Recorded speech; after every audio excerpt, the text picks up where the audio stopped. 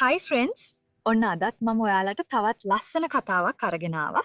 මේ කතාව ටිකක් ශෘංගාරාත්මක කතාවක් නිසා පොඩි අයයි ඒ වගේ කතාවලට අකමැති අය නම් බලන්න එපා.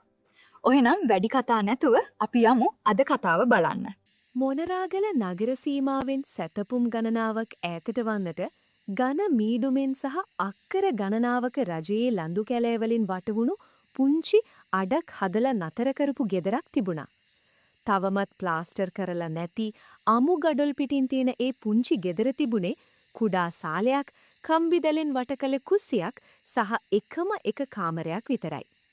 සැඳෑ කළුවර පාත් වෙද්දි මුළු පලාතම ගිලගන්නේ උගුර හිර කරවන තරම් තද නිහඬතාවයකින්. රෑබෝ වෙද්දි ඈත කඳුපන්ති අතරින් ඇහෙන නරියන්ගේ උලලුන්ගේ බියකරු හඬත් වනසතුන්ගේ සලකුණුත් ඇරෙන්න වෙන කිසිම අසල්වැසි ගෙදරක එලියක්වත් ඒ අසලින් පෙනෙන්න තිබුණේ නැහැ. ඒ පාළු හුදෙකලා පරිසරයේ තමයි මාලිගේ තාත්තා වන බණ්ඩාර තනියම ජීවත් වුණේ. මාලිට දැන් අවුරුදු 21යි. පුංචි කාලෙදීම අම්මා නැති වුණාට පස්සේ තාත්තා හේනේ දාඩිය හලමින් තමන්ව හදාගන්න විඳපු දුක දන්න නිසාම ඉස්කෝලේ ගමන ඉවර වුණු ගමන් මාලි කොළඹ ආවේ කොහොම හරි කීයක් හරි හොයාගෙන පවුලේ දුක්පත්කම නැති කරන්න. කොළඹ පුංචි ප්‍රයිවට් ඔෆිස් එකක ලැබෙන සොච්චම් පඩියෙන් තමන්ගේ වියදම් පියවාගෙන ඉතිරි ටික තාත්තාට යවන්න මාලි මාරම ගේමක් ගැහුවා. ඒත් මාස ගණනාවකට පස්සේ ලැබුණු සතියක නිවාඩුවට ගමේ එද්දි මාලිගේ සිත ඇතුලේ තිබුණේ මහා නිදහස් සන්තෝෂවත් හැඟීමක්. කොළඹ නගරයේ තාලයට සහ පරිසරයට හැඩගැහුණු මාලිගේ සිරුරේ පෙනුම වෙනදාට වඩා ගොඩක් වෙනස් වෙලා තිබුණා. ඇගේ සිනිදු ලා තඹ පැහැති සම, පිරිපුන් හැඩකාර සිරුර සහ උරහිස තෙක් වැටුණු කොණ්ඩය නිසා ඇගෙන්ම මතුවුණේ ගමේ කෙල්ලකුගෙන් නොපෙනෙන අමුතුම නගර බද ආකර්ෂණයක්. ඇගේ ඇවිදින තාලය, සිනහව පවා අමුතුම නාගරික බවක් ඉස්මතු කළා. තාත්තා උදේ ඉඳන් රෑ වෙනකන් හිරුවෙලියට පිච්චෙමින් හේනේ තක්කාලි මිරිස් බටු වගා කළා. හවස් වෙද්දී ගතේ මහන්සියටයි සිතේ පාළුවටයි තාත්තා කරන්නේ අඩියක් ගහලා වැටෙන එක. මේ අතරේ සතියකට සැරයක් කොළමින් එළවලු පටවගෙන යන්න එන ලොරි මුදලාලි එයාගේ ගෝලයයි රෑට නවතින්නේ තාත්තගේ මේ හුදකලා හේන් ගෙදර. හේනේ එළවලු ටික ගන්නේ මුදලාලි නිසාත් එන හැමදාම හොඳ විස්කි බෝතලයකුයි මස් මාළුයි අරන් එන නිසාත් තාත්තා යාලට මාරම එකමුතුකමක් දක්වමින් ආගන්තුක සත්කාර කළා. එදා හවසත් රන්වන් පාට ඉර බැහැගෙන යද්දී හේන අයිනේ කියන බොරළු පාර දිගේ මහා විශාල ලොරියක එන්ජින් සද්දයක් ඈතින් ඇහෙන්න පටන් ගත්තා. ලොරියේ හෙඩ්ලයිට් එළිය අන්ධකාරය කපාගෙන හේන් ගෙදර ඉස්සරහට පාත් වෙද්දී මාලි හිටියේ සාලේ පැරණි ලෑලි මේසයේ අස් කරමින්. ලොරිය නතර වී එන්ජිම ක්‍රියාවිරහිත වුණා. ලොරියෙන් බැස්සේ අවුරුදු 45ක පමණ පෙනුම ඇති බඩ ටිකක් තියෙන රළු අනුරාගී පෙනුමක් තියෙන මුදලාලි එයාගේ අවුරුදු 28ක පමණ හැඩකාර උස තද පිරිමි පෙනුමක් තියෙන ගෝලයයි. දෙන්නම ගෙදර ඇතුළට ආවේ ප්ලාස්ටික් බෑග් කිහිපයක් සහ මිල අධික විස්කි බෝතලයකුත් අතැතිවයි. මුදලාලි මහත්තයා එන්න මම මේ බලන් හිටියනක. තාත්තා සාලේට විත් එයාලව හෘදයාංගමව පිළිගත්තා. එතකොටමයි මුදලාලිගෙත් ගෝලයාගෙත් දැස් සාලේ කොනක හිටගෙන හිටපු මාලි දෙසට එකවරම යොමු වුණේ. මීට කලින් කවදාවත් මාලිව දැකලා නොතිබුණු උන් දෙන්නගේ දැස් පුදුමින් විශාල වුණා. කොළුඹ ඇඳුමින් ඇඟට හිරවණු ටී-ෂර්ට් එකනුයි ඩෙනිම් කලිසමෙනුයි ඉස්මතු වෙලා තිබුණු මාලිගේ පිරිපුන් ආකර්ශනීය රූපේ දකිද්දි මුදලාලිගේ දැස්වල ඇඳුනේ මහා නොසන්සුන් අනුරාගී බැල්මක්. එයාගේ දැස් මාලිගේ උරහිසේ සිට දෙපා දක්වාම මහ තදින් ගමන් කළා. මේ මගේ දුව කොළඹ ඔෆිස් එකක වේල කරන්නේ. නිවාඩුවට ආවා. තාත්තා ආඩම්බරින් මාලිව අඳුන්වලා දුන්නා. මුදලාලි කටකොනින් අමුතුම සිනහවක් පාමින් රැවුල අතගායා. අම්මෝ මම දැනන් හිටියේ නෑනේ බණ්ඩාරට මෙච්චර ලස්සන දුවෙකින්නවා කියලා. කොළඹ ගිහින් තවත් ලස්සන වෙලා. මුදලාලිගේ කටහඬේ තිබුණේ මාලිගේ ඇඟ කිලිපොලා යන තරමේ අමුතුම গুপ্ত බවක්. ගෝලයාත් කිසිම කතාවක් නැතුව මාලිගේ හැඩකාර පිරිපුන් සිරුර දිහා බලා සිටියේ නහරවැල් පුපුරා යන තරමේ නොයිවසිලිමත් හැඟීමකින්. එයාගේ අනුරාගී දැස් මාලිගේ සිරුරු මත නතර වී තිබුණා. මුදලාලි තමන්ගේ අතේ තිබුණු මස් මාළු සහ බඩු පිරුණු බෑග් එක තාත්තා අතට දුන්නා. තාත්තා ඒක මාලිට දික් කළා. "දුවේ, මේ බඩු ටික අරන් කුස්සියට ගිහින් අද රෑට අපිට හොඳ රසට කෑම ටිකක් හදපන්. මුදලාලි මහත්තයලට බොන්න බයිට් එකට මස් ටිකත් හොඳට සැරට හදපන් හොඳේ." තාත්තා කිව්වා. මාලි බෑග් එකත් අරන් කුස්සිය දෙසට යද්දී ඇගේ පස්සෙන් යොමු වුණු මුදලාලිගේ සහ ගෝලයාගේ තද බැල්ම මාලිට පිටිපස්සෙන් හොඳටම දැනුණා. ඇගේ පස්ස දෙස බලමින් උන් දෙදෙනා රහසෙන් මුමුණන හඬ මාලිට අඩුවෙන් ඇසුණා. මාලිගේ හදවත අහේතුක බයකින් සහ නොසැන්සුන්කමකින් වේගයෙන් ගැහෙන්න පටන් ගත්තා. කැලෑවෙන් වටවුණුවේ හුදකලා හේන් ගෙදරට පාන්දර මීදුම සහ අන්ධකාරය පාත් වෙද්දී සාලේ කුප්පිලාම්පු එළිය මැද මුදලාලි ගෝලයයි තාත්තයි බෝතලේ කඩාගෙන බොන්න සෙට් වුණා. කුස්සියේ දරලිප්පෙන් නෙගුණු දුම සහ රස්නය අතරේ මාලි හිටියේ ඉක්මනින් මස් ටික සැරට හදලා රෑට කෑම ටිකත් ලෑස්ති කරන්න. ලිපේ ගින්දරෙලියෙන් අගේ මුහුණේ තැවරුණු දාඩිය බින්දු දිලිසෙද්දී අගේ සිරුරෙන් මතුවුණේ හරිම නිරෝගී අහිංසක මෙන්ම සරාගී සුන්දරත්වයක්. කුස්සියේ සිටින මාලිගේ රූපය සාලේ සිටින පිරිමින් දෙදෙනාට මනාව පෙනුණා. "දුවේ, බයිට් එක තව නැද්ද?" සාලේ සිට තාත්තා කතා කරලා ඇහුවා. මාලි තැටියට හදාගත්තු උණු මස් බයිට් ටිකත් අරගෙන හිමින් සාලේට ආවා. ඇය මේසේ ළඟට ලං වෙද්දී මුදලාලිගේ දැස් කෙලින්ම යොමු වුණේ මාලිගේ ඉන සහ ටී-ෂර්ට් එකට හිරවී තිබුණු පිරිපුන් සිරුර දෙසටයි. මුදලාලි වීදුරුව තොලගාමින් මාලි දෙහා බැලුවේ ඇඟ කිලි පොලා යන විදිහේ මහා අනුරාගී බැල්මකින්. "ආ දුවේ, උඹේ අතින් හදන කෑමවල රහ වෙනම මේකක්නේ." මුදලාලි කිව්වේ මාලි තැටිය මේසෙන් තියෙද්දී ඇගේ ඇඟිල්ලක් අහම්බෙන් වගේ තමන්ගේ අතේ ගෑවෙන විදිහට ලං කරමින්. "කොළඹ ගිහින් ආවට පස්සේ උඹේ ලස්සන තවත් වැඩි වෙලා." මාලි වහාම තමන්ගේ අත පස්සට අරගෙන දැස් බිම බලාගත්තා. ඇගේ මුහුණ මදක් රතු වුණා. එතන හිටපු ගෝලයාත් කිසිම කතාවක් නැතුව මාලිගේ හැඩකාර සිරුර දිහා ගලාගෙන හිටියේ නොයිවසිලිමත් අනුරාගී හැඟීමකින්. "අනේ මුදලාලි මහත්තයා, මේ ගමේ හෙදිච්ච කෙල්ලනේ." තාත්තා වෙරියෙන් hina වෙමින් කිව්වා. "නෑ බණ්ඩාර, මෙහෙම ලස්සන කෙල්ලෙක් මේ පළාත්තෙම නෑ." මුදලාලි තදින් කිව්වා. මාලිගේ හදවත පපුව පලාගෙන එළියට පනින්න තරම් වේගයෙන් ගැහෙන්න පටන් ගත්තා. බියට වඩා මොකක්ද අමුතුම නොසන්සුන් උණුසුමක් ඇගේ මුළු ඇඟ පුරාම දිව ගියා. ඇය කිසිම කතාවක් නැතුව බහාම ආපසු කුස්සියට ගිහින් වැඩ ටික ඉවර කරලා Tamanගේ පුංචි කාමරයට වැදුනා. කාමරේ බිත්තියේ තිබුණු කුඩා හිඩසකින් ඇය සාලේ සිදුවන දේ දෙස නොසන්සුන්ව බලා සිටියා. වෙලාව රෑ 10 පසු වෙද්දී මුදලාලි දිගින් දිගටම තාත්තාට තදින්ම අඩිය ගස්සවන්න පටන් ගත්තා.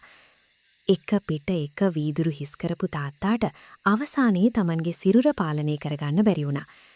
තාත්තා මේසය මතටම බර වී කෙඳිරි ගාමින් හොඳටම වෙරිවි ඇද වැටුණා. "බණ්ඩාර" මුදලාලි තාත්තාගේ උරහිසට තට්ටු කරලා බැලුවා. තාත්තාගෙන් කිසිම සිහියක් තිබුණේ නැහැ. "මචං, මූට හොඳටම වැදිලා." මුදලාලි ගෝලයා දෙස බලලා රහසින් සිනාසුණා. දෙන්න එකතු වෙලා සීය නැටිව සිටි තාත්තාව ඔසවාගෙන ගොස් සාලේ කොනක තිබුණු පැරණි බුරු වැඳ උඩින් ඇල කරලා දැම්මා. තාත්තා එතෙන්ම තද නින්දකට වැටුණා.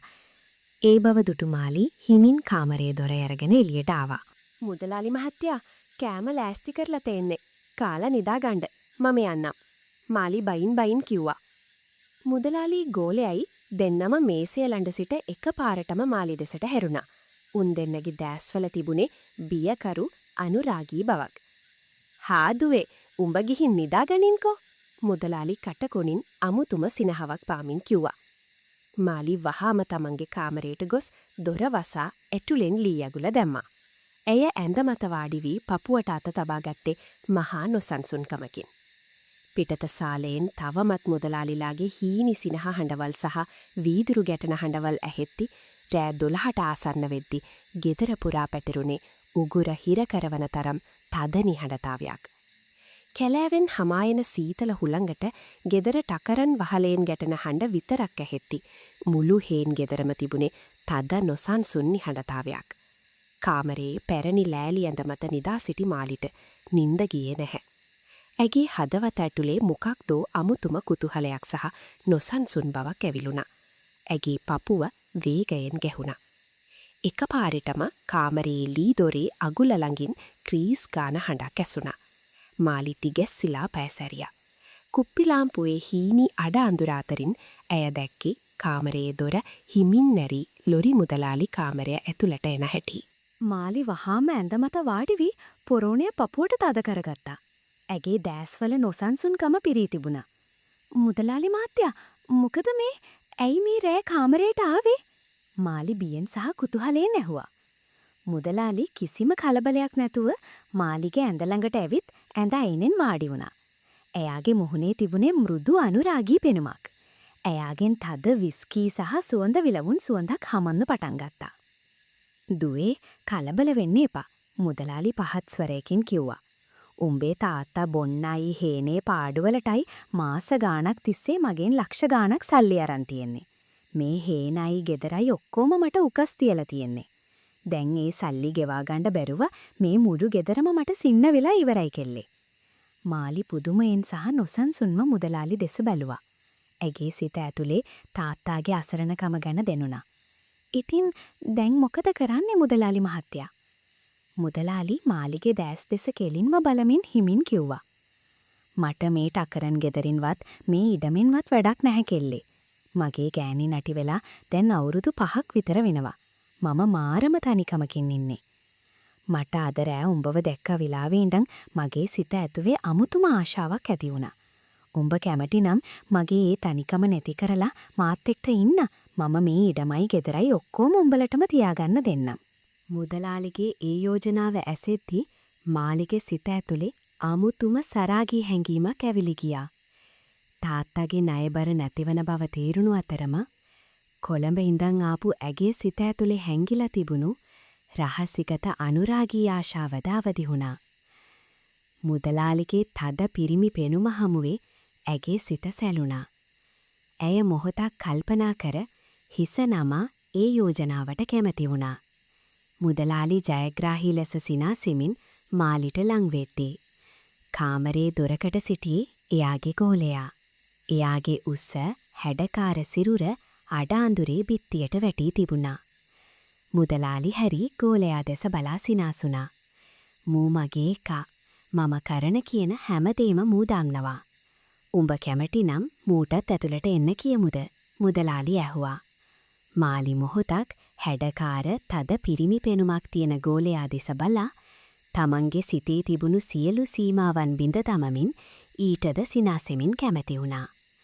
කාමරේ අඩ අඳුර අතරින් කුප්පිලාම්පුවේ හීනි එළිය පිට්ටිය මත මහා සෙවණැලි මවද්දී ඒ අඳුරු රාත්‍රියේ තහනම් පහස සහ නොසන්සුන් ආශාවන් මැද මාලි තමන්ගේ සිරුර සහ මනස සම්පූර්ණයෙන්ම ඒ වෙනස් මාත්දැකීමට බාර දුන්නා.